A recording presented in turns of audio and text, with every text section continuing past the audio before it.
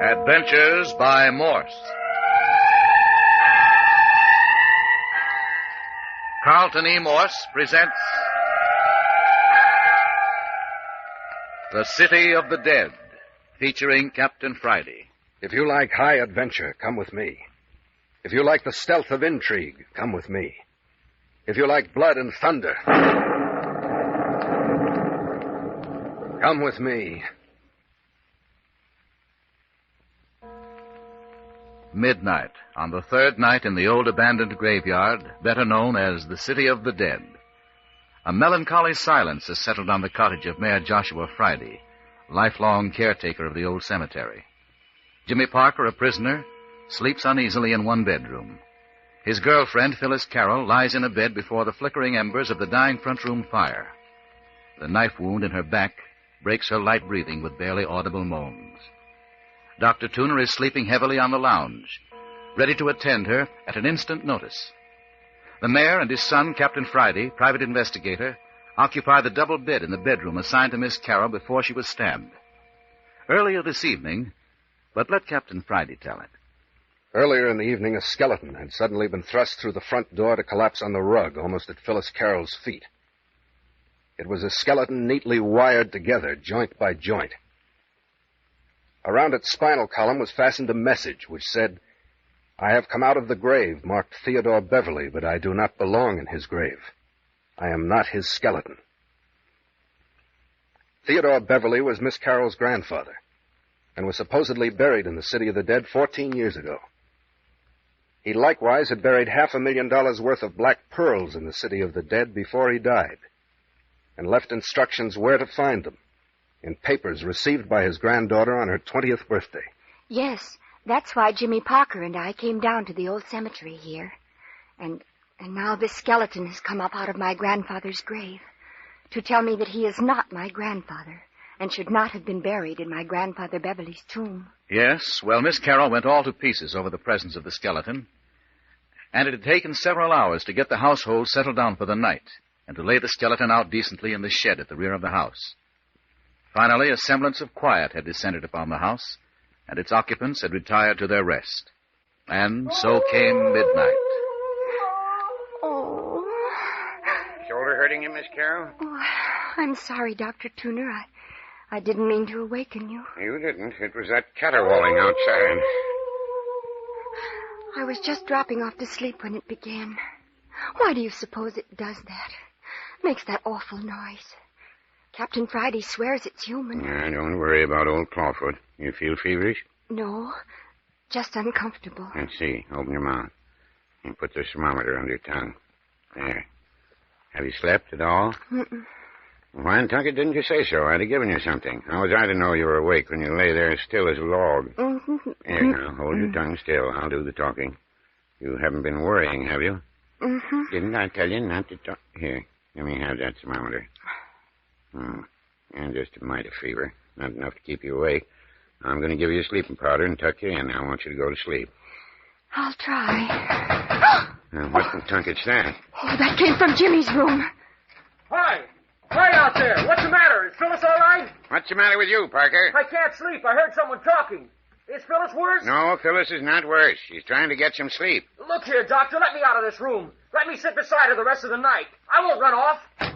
Hey, who's making all this rumpus? Who is that pounding? Oh, you awake too, Captain? Young Parker's pounding on his door. He wants out. Does, huh? What do you want, Parker? I can't sleep, Captain Friday. Let me sit by Phyllis the rest of the night. I won't run away. Why should I do that? Well, I'd feel easier. Oh, I'm sure I could sleep if Jimmy was sitting by me. You kids aren't up to something, are you? Oh, no, really. I feel too woozy, and Jimmy wouldn't go away without me. Hello.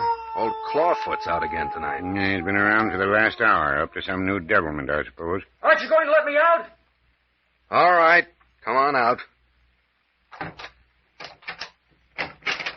I promise you I won't try to escape. You won't try if you know what's good for you. That room gives me the creeps. Did you hear old Clawfoot at it again? How could we help it? I caught a glimpse of him through the bars of my window. He was out there by the shed. You mean where we put the skeleton? Say, I'd forgotten the skeleton. Yes, that's right where he was. That bird's got a nose for old bones. I think we better investigate. Doc, you stay here with Miss Carroll. Parker, you come with me. Captain, is the mayor sleeping through all this? What? Oh, Dad? Oh, I guess he is. Tell you what I'll do. I'll lock his door so nothing will disturb him. Let him sleep. Now, what in Tunket are you locking the mayor in for? I just told you, didn't you hear me, Doc? Sounds like a lot of foolishness to me. No, never mind. Let's go, Parker. You all right, Phyllis? I'm all right, Jimmy. Don't worry about me. Come along, Parker. Yeah, okay. You sure you saw old Clawfoot hanging around the shed? You don't think I could mistake him, do you? This is the screwiest business. Yeah, keep on the grass. Listen. The church bell. If that isn't coming up the valley from the old church ruins, nothing ever did. Hello, you were right, Parker. The shed door's open. Golly, I wonder if... Let's have a look. The skeleton's gone. Door broken open and the skeleton gone. Not a sign of him. We laid him out on the bench there, didn't we? Look around outside for footprints. Yeah, it's hard to see anything, even with the moonlight. Yeah, but no fog. See anything? Nothing over here. I don't think so. Hey! Captain Friday, come here. What have you found? Some kind of a bone. Bone? Well, look what you found. You know what this is, Parker? No. One of the bones off the foot of our skeleton. Off the skeleton? Looks like he dropped something in his escape. Yeah, but Captain... Look over there. There's another. Yeah, who says a skeleton can't leave a trail? Come along, maybe we'll find another one. But it's taking us down into the city of the dead. What of it? Graveyard's a natural place for a skeleton, isn't it? Well, I suppose so, but... I was right. Here's another bone. Looks like an ankle bone, doesn't it? I don't know. I never studied anatomy. Do you think old Clawfoot has done this? Strung that skeleton's bones out over the country this way? It looks like it, doesn't it? But why? I wish I knew. That's the reason we're following this trail of bones. If there's a purpose, we'll find it out soon enough. Oh, there's another bone. Where? There ahead, glistening in the moonlight. Ah, so there is. It's a bone from the skeleton's lower leg. Looks like old Bag of Bones is going to pieces fast. Well, so am I. I don't like trailing skeletons in a cemetery. Not with that claw-footed thing slinking around. I think I see another bone ahead. That trail's leading us down toward the old church. Who knows? Maybe we'll find another message. Messages tied around the neck of a skeleton. That's about the limit. That was a weird bit, wasn't it? Let's see. What was it now? I have come to you out of the grave marked Theodore Beverly, but I do not belong in his grave. I am not his skeleton. That sounds as though the man who was buried as Phyllis's grandfather wasn't her grandfather at all. Do you think that's what the message intended to say? You know, Phyllis's mother never was certain that the body was that of Theodore Beverly. That was a good many years ago. If no one could be certain back at that time, how could anyone know for certain at this late day? I don't know. After all, who wrote the note? Hello. Here's a bone from the upper leg. What do you suppose we'll find next? Look here, Captain Friday. Let's not carry this thing out any further. Let's go back to the house and wait till morning. I should say not. But you don't know what kind of a trap you're running us into. Trap? Yes, trap. Listen. Just the phantom church bell again. Look. Look over there. Didn't you see something move? I did not. Well, I did. I doubt it. You're just plain scared. I tell you, I'm not. I saw something. Something creeping. Something in the shadows of the tombstones. Rot. It isn't rot. It isn't. It's something alive. There are creeping things all around us. I tell you, I can see them everywhere. And I wish to heaven you'd point some of them out to me. I can't see a thing. Except up ahead, I see another bone. I tell you, I'm going back. You're going ahead with me. I'm not. Parker, are you going to come along? No. Well, you are, and quick. I have a gun here, Parker, and it's loaded. Pretty brave with a gun in your hand, aren't you? I'll give you until I count to 3 to start walking toward that next bone. I won't move. 1. 2. Go ahead and shoot. I'm not going to shoot you, Parker. I just wanted to see if you were really as yellow as you were trying to make out. Yellow? Sure. Trying to kid me into believing you're deathly afraid of a cemetery at night. What about it? You haven't seen anything to make you scared, and you know it. And you wouldn't be as scared as you pretended, even if you did see all those creeping horrors you were babbling about. Creeping horrors. Pretty smart, aren't you? Any man who'll stand up against a gun, as you've just done, isn't very much afraid of anything. Thanks for nothing. So, as I've got it figured out, there's some very definite reason why you don't want us to go any further. Go ahead and figure all you like. I'm all through figuring tonight, fella. I know now why you balked on me. How do you know? Because I have the same suspicion as you where this trail of bones is leading us. I don't know what you're talking about. Oh, yes, you do. You think, and so do I, that someone is guiding us to the place where the Beverly pearls are buried.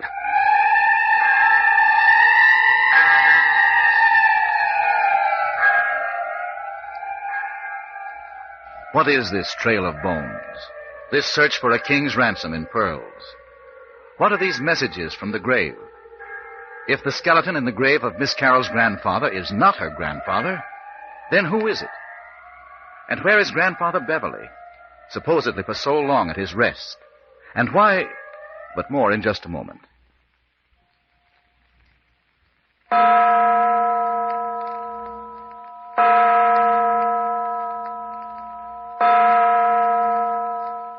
Captain Friday, I tell you, I don't know what you're talking about. Oh, yes, you do, Parker. You think, and so do I, that someone is guiding us to the place where the Beverly pearls are buried. No, nothing of that kind. It's not true. Oh, yes, it is. Now then, are you going to come along with me to find out, or do you want me to go on alone? I wasn't thinking about the black pearls. Deuce you weren't. Look here, Parker, there's no use trying to kid me. I can read a man's face, and I know exactly what's been passing through your mind. Now, if you like, I'll take you back to the house and lock you in and then return alone. I'll go along with you. I thought you would. Oh, I wish that bell would stop that. Forget about it. Look, here's another little heap of foot bones. Skeleton's lost his second foot now. And right up there ahead is... No, it's his ankle bone. Well, I'll certainly know bone structure of the human body by the time I get out of this place. Too bad you're not studying medicine over at the University of California. Look at the starch you'd have on most of the fellas. No, thank you. And I'm not growing up to be a grave digger either. Well, here's the bone of the lower left leg. We're getting well down into the city of the dead, do you realize that? We must have come a mile. If it was just a little lighter, we'd be able to see the outline of the old church. I wish I knew who threw that knife that stabbed Phyllis.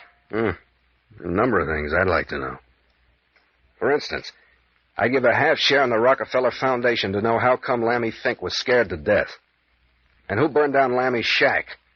And who it was that tried to get into your room and was murdered by old Clawfoot. And who Clawfoot is. And who filled up Ernie Morton's grave. And who tried to shoot Dad down in the old church. And what your father does every night when he slips out of the house after everyone else is asleep. There's another bone that makes both feet and legs of our skeleton. We ought to gain on him fast now that he's left his lower extremities behind. Look, there's a little pile of bones over to the left. Oh, so there is. If I'm not mistaken, those are the bones of his fingers and right hand. And I'd still like to know what the mayor does when he slips out. You'll be just as well off, Parker, if you don't wonder too much. Come on.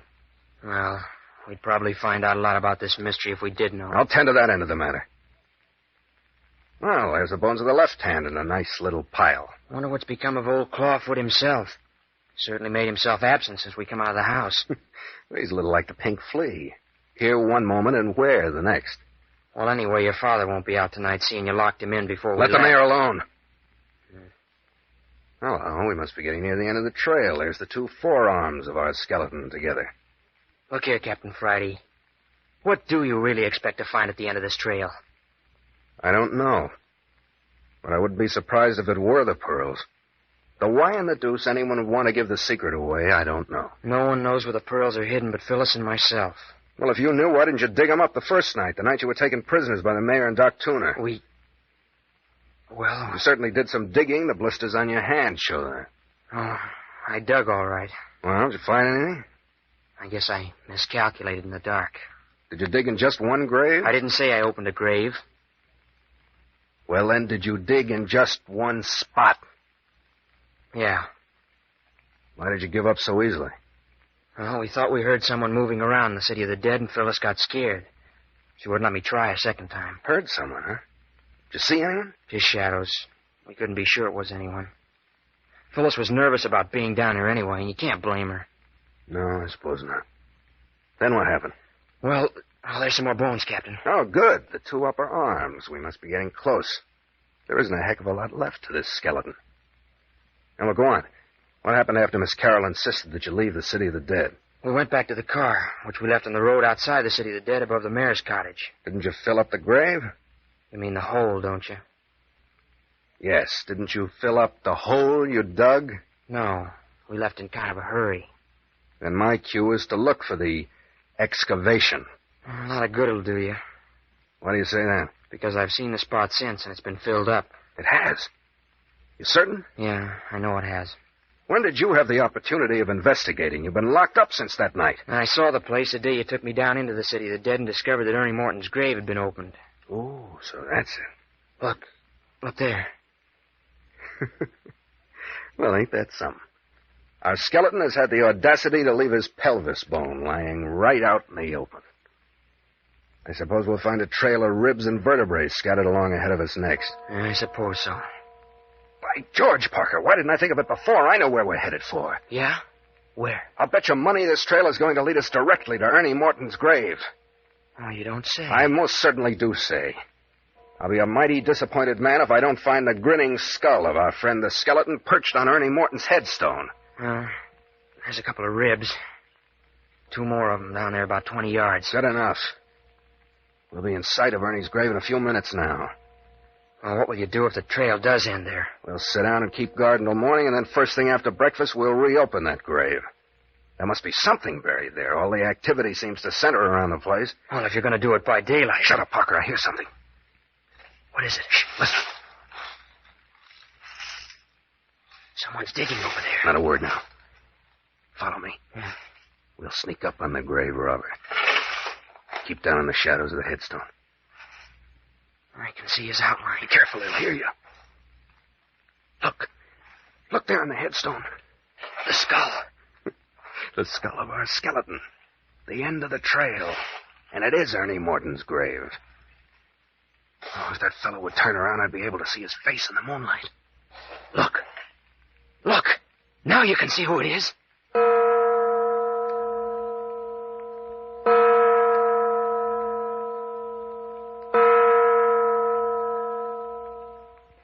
Dr. Tuner, why are Jimmy and Captain Friday staying out there so long?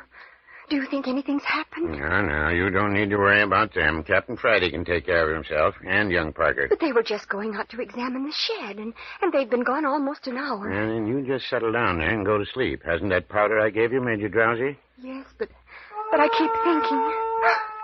Oh, he's right outside. Well, I don't reckon it matters much if he is. Oh, but why don't Jimmy and Captain Friday drive him away? Well, you can't tell. Maybe they're trying to trail old Clawfoot, and he gave him the slip and came back to the house. Oh, but what does he want here? Why does he keep hanging around the house? Well, you're not afraid with me here, are you, Miss Carroll? No, but I wish Jimmy was back in the house. Yeah, I reckon you're safe enough. And then there's the mayor sleeping right in the next room. No goodness knows how he can sleep with all this ruckus. But his door's locked. He wouldn't be any good to us if anything should happen. Well, we could break the lock easy enough. It's tolerably old. But there isn't any need, young lady. Oh, I am afraid, Dr. Tuner. Maybe Jimmy and Captain Friday were lured away from the house on purpose. Crickety, I never thought of that. Say, maybe I'd better wake up the mayor. Then if he says so, I'll bust the lock. Captain had no business locking the door in the first place. Oh, I wish you would. Oh, listen to him. Look. What in t- Look at the window. Look at the window. Where? I don't see it. He was there. He was there at the window staring in at me. Who, old Clawfoot? Yes. Oh, it was horrible. Getting mighty brave. I'm going to rouse the mayor. Mayor! Hi, Mayor! Mayor Friday! Oh, hurry. I can hear that thing prowling around outside the house. He's sleeping dang heavy, even for the mayor. Try again. Hi there, Mayor! Mayor Friday! Hi in there, Mayor! Oh, what do you suppose is the matter with him? Dang funny, I can't get a sound out of him. Listen a moment, see if I can hear him breathing.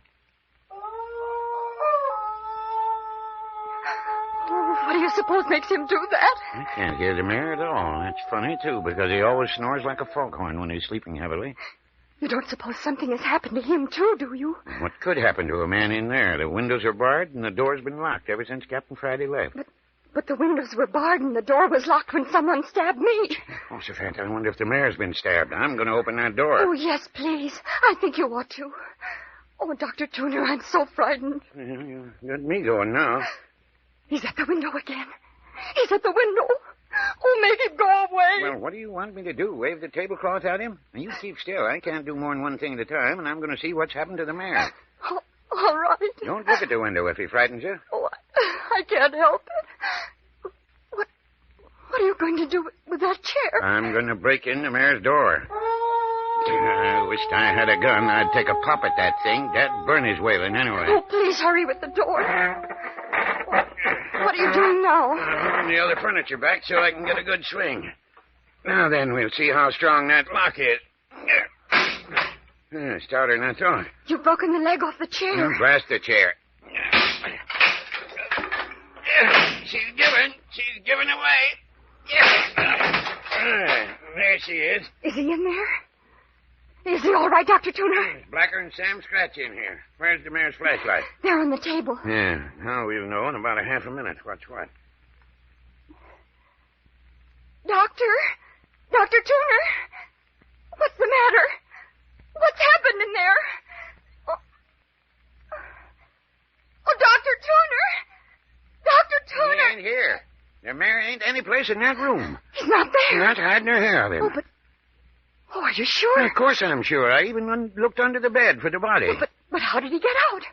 Are the bars still on the window? Yeah, I looked especially to see. Now, if that ain't the craziest thing I ever heard tell of. Oh, but he must be there. Well, he ain't. Oh, but people simply can't just disappear through a locked door. They can't. Well, the mayor's gone and done it. Oh, but if the mayor's disappeared, then one of us may be next. I don't calculate that makes me feel any better. Oh, I wish Jimmy was here. Oh, where is he? Dr. Tuner, do you suppose he and Captain Friday have vanished, too? I ain't thinking of anything, except I'm going out and clean up on that claw-footed son of a gun in about a half a minute. Oh, please, you won't leave me, will you? Promise me you won't. Don't reckon you need to worry on that score. I ain't one of them brave fellas that goes out looking for trouble. No, I'll stay here with you, all right. Oh, but what'll we do?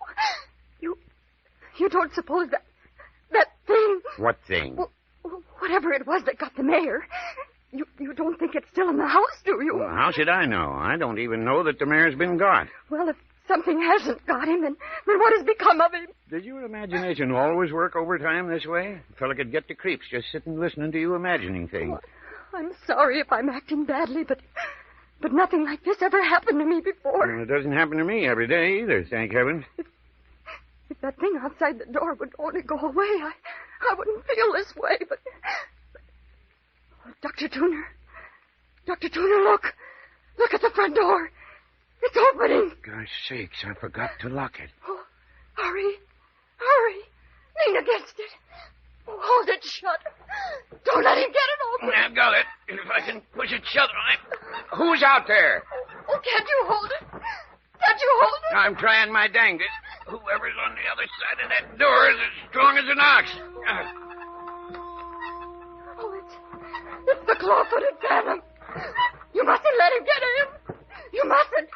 I can't get any hold with my feet. He's gaining on me. I'm slipping. Dr. Tuner, the fireplace poker's on the rack. Can you reach it? Good. It'll give me something to fight with. Oh, can you reach it? Yeah, I got it. I'm going to let go of the door and crack him over the head with the poker when he comes in. Oh, be careful. Oh, you missed him. Look out, Dr. Tuner. Look out. He's got a knife. Well, if he comes within range of this poker, Oh, no. No! You killed Dr. Tuner. You killed Dr. Tuner. Oh, don't. Go away. Don't look at me like that. Go away. Oh, don't come near me. Oh, please. Please go away. Don't touch me. Jimmy! Oh, no.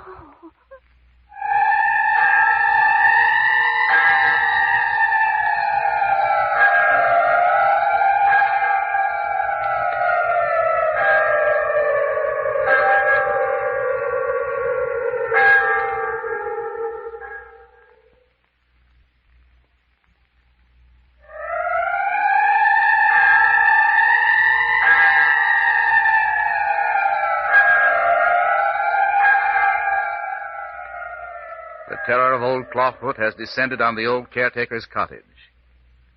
What of the girl's peril? alone in the presence of the wailing phantom? What of the ghoul caught digging in Ernie Morton's grave? What of the skeleton that walks, the phantom church bell, the buried treasure of black pearls? Listen at this same hour next week when we bring you Chapter 7 of the Carlton E. Morse adventure drama, City of the Dead. Listen to Chapter 7, entitled Captain Friday Vanishes.